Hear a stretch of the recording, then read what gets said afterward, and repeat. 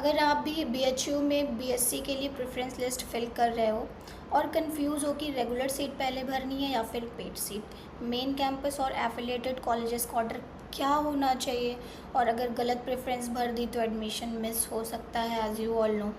इस वीडियो में मैं स्टेप बाय स्टेप बताऊंगी कि बीएससी की प्रेफरेंस लिस्ट कैसे फिल करनी है, रेगुलर और पेड सीट में क्या डिफरेंस है, और सबसे बेस्ट प्रेफरेंस ऑर्डर आपको क्या होना चाहिए, अदर आप गर्ल हो बॉय हो। ठीक है, तो स्टार्ट करते हैं।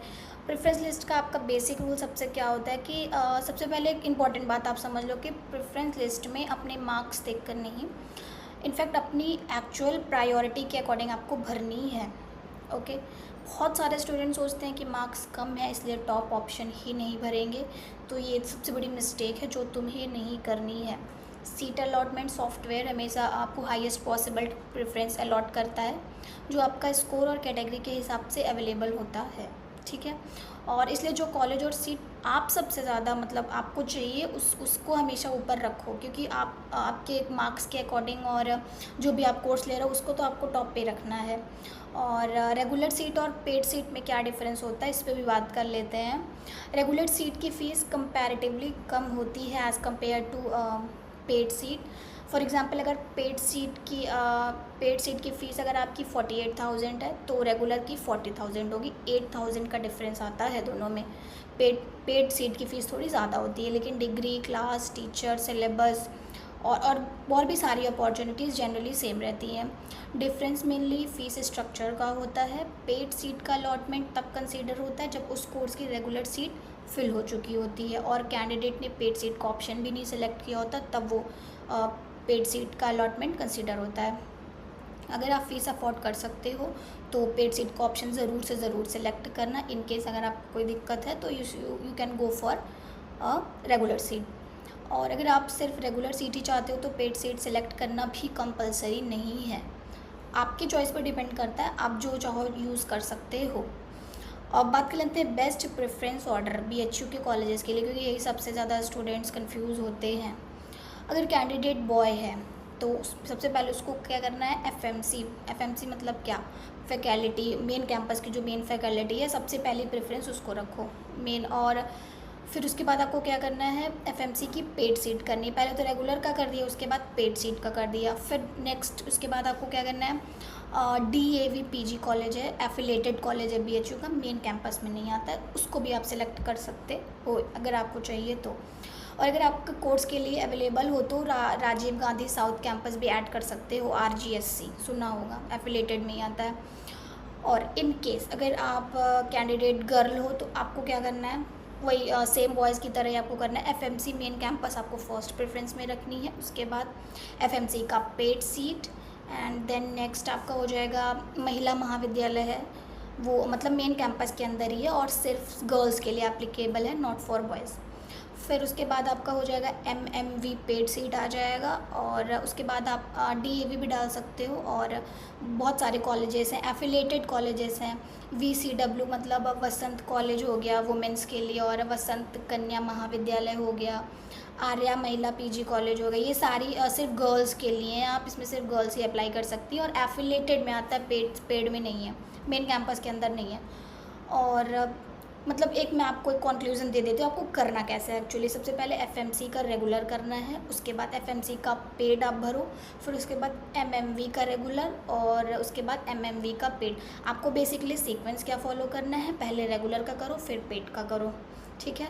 फिर डीएवी पीजी कर देना, उसके बाद वीसीडब्ल्यू, देन उसके बाद वीकेएम, उसके बाद एएमपीजी। इन सब की पेड सीट्स अगर अवेलेबल हों तो पहले उनको भरना, फिर उसके बाद रेगुलर का कर देना। और ये ऑर्डर काफ़ी मैंने बहुत सोच समझ के देखा था काफ़ी चीज़ें, उसके बाद मैंने ये तैयार किया था। तो अगर आप इस ऑर्डर में अगर आप करोगे तो थोड़ी चांसेस आपकी मतलब एडमिशन की चांसेस बढ़ जाएंगी, तो मैं यही रिकमेंड करूँगी कि आप इसको ध्यान से करना, ठीक है। और बॉयज़ के लिए मैं एक कंक्लूजन आपको बता दूँ कि जैसे गर्ल्स में था एफएमसी रेगुलर पहले था, उसके बाद पेड का था, तो इसमें भी ऐसे ही करना है आपको।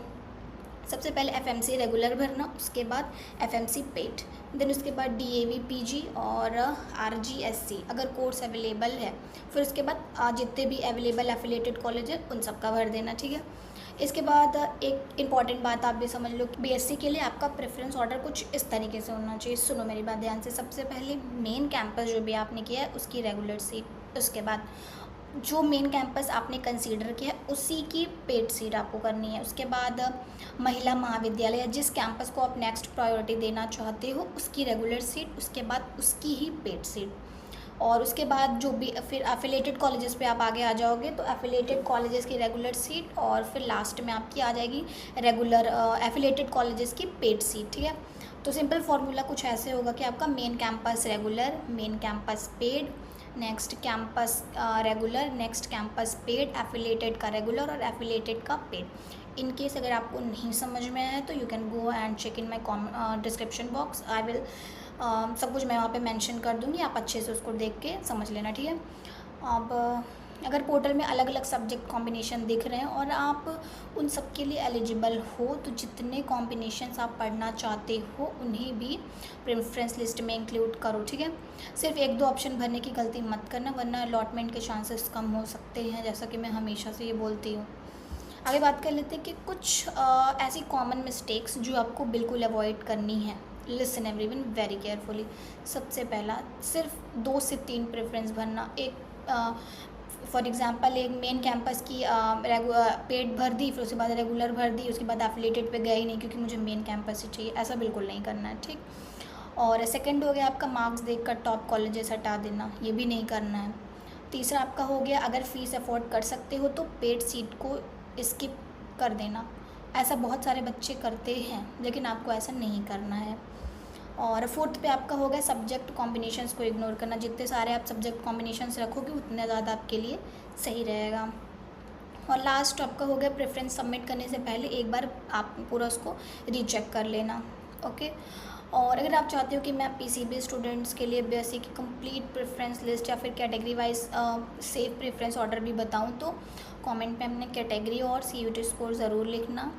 मैं हर स्कोर रेंज के हिसाब से बेस्ट प्रेफरेंस ऑर्डर बताने की पूरी कोशिश करूँगी। I will try my best. और अगर वीडियो पसंद आई हो तो लाइक और शेयर कर लेना, सब्सक्राइब करना मत भूलना। ठीक है, मिलते हैं नेक्स्ट इन्फॉर्मेटिव वीडियो में। Thank you for watching, bye bye.